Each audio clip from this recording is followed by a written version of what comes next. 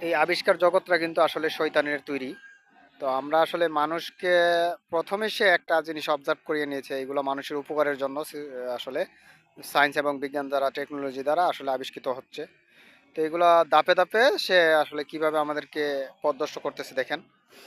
প্রথমত আমাদের জন্য সে বিভিন্ন মজাদার ইন্টারেস্টিং জিনিস আবিষ্কার করলো, তারপরে television, DVD, CD, tape recorder, বিভিন্ন কিছু এইগুলোর দ্বারা মানুষ কিন্তু খুবই ইন্টারেস্টিং একটা জীবনযাপন করেছিল, যেমন গান বাজনা এবং ফিল্ম দেখা, মুভি দেখা, এগুলো আসলে এমন একটা আকৃষ্ট করছিল এক সময়।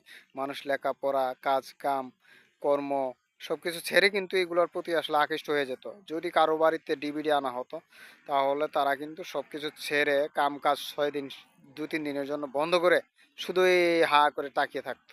এরকম একটা মনমুগ্ধকর আকৃষ্ট জিনিস শয়তান মানুষকে দ্বারা আবিষ্কার করিয়েছিল, এবং এই ফিল্ম জগৎ ইন্ডাস্ট্রি, ফিল্ম ইন্ডাস্ট্রিজ পুরোটাই আসলে শয়তানের হাতিয়ার। তারপরে তারা মোবাইল আবিষ্কার করালো শয়তান সায়েন্স দ্বারা।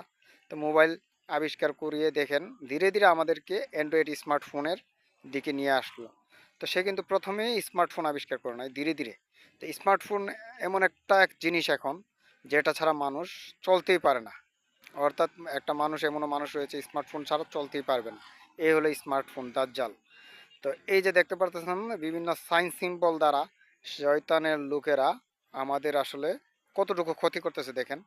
বিভিন্ন সাইন সিম্বল দ্বারা তারা আমাদের, তো বিভিন্ন সাইন সিম্বল দ্বারা তারা আমাদেরকে আসলে আমাদের সাবকনসিয়াস মাইন্ডটাকে অবজার্ভ করতেছে। অর্থাৎ দাজ্জালের যে সাইন সিম্বল, শয়তানের সেই সাইন সিম্বল কিন্তু শয়তান সেই সাইন সিম্বলগুলো মানুষের সাবকনসিয়াস মাইন্ডে প্রবেশ করিয়ে সাবকনসিয়াস মাইন্ডটাকে তাদের দখলে নিয়ে যাচ্ছে। একসময় যখন দাজ্জাল হাজির হবে স্মার্টফোনের মতোই, তখন দাজ্জালকে মানুষে নিজের অজান্তেই আসলে এতটা গ্রহণযোগ্য যে স্মার্টফোন ছাড়া যেমন মানুষ চলতে পারে না, তখন এমন একটা সমস্যা হবে মানুষ দাজ্জালের অনুসরণ না করে পারবেই না।